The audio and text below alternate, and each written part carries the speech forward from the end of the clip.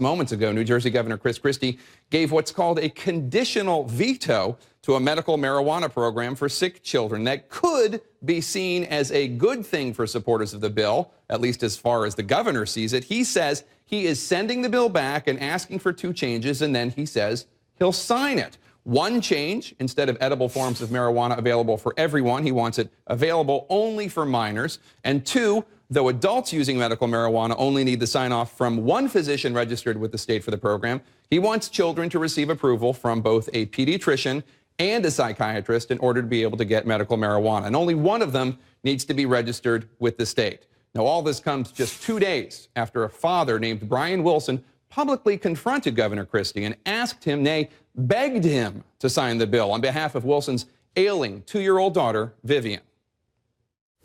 I was wondering if I could have a half a minute. We've been trying to get in touch with you. We can't get through to you. I was wondering what the holdup is. It's been like 2 months now. Sir, because these are very well documented. Excuse me. These are complicated issues. I know. Listen, no, I know you think it's simple, and it's not. We've had I know. Listen, I know you think it's simple, and it's not. It's simple for you. It's not simple for me. We've had our experts reach out to you. Have you heard from our doctors? I have read everything that's been put in front of me, and I'll have a decision by Friday. I wish for the best for you, your daughter, and your family, and I'm going to do what I think is best for the people of the state. All the people of the state. Do you think it's best for the governor to come in between the doctors and the patients? Sir, is this a nanny state? Guess what, sir? I'm just curious because I'm elected to make these decisions. I'll make the decisions, and I'll make it in time for Friday. And our elected representatives have spoken to us too and told you that what they want to do. Please don't let my daughter die, Governor. Don't let my daughter die. We spoke with that father, Brian Wilson, on the lead yesterday, and now he joins us via Skype. Brian, what's your reaction to the governor's decision? He wants to make these 2 changes, and then he's willing to sign the bill. What do you think?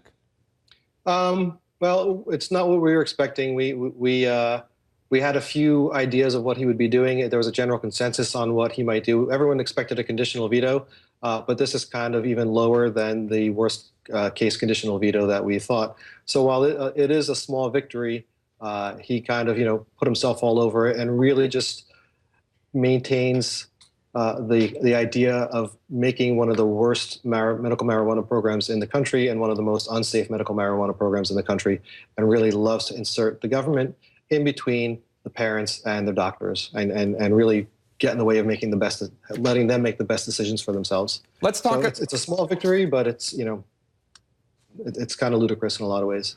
Let's talk about what this means specifically for your daughter. You have already talked about, obviously, that you would want her to be taking some sort of oral form of medical marijuana, limiting it to children as opposed to having it available for everyone. That would not affect her. This would say 1 more person, in addition to a registered pediatrician, which I imagine you have at least 1 of, having a psychiatrist as well, which is what the I think he said the local New Jersey Association of the Academy of Pediatrics, or something along those lines, has recommended. Is that too onerous a task?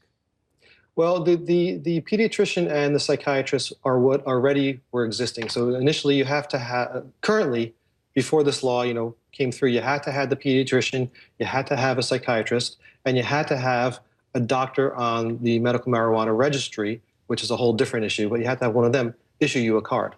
The quest for children was always finding anybody on the registry who would see a minor.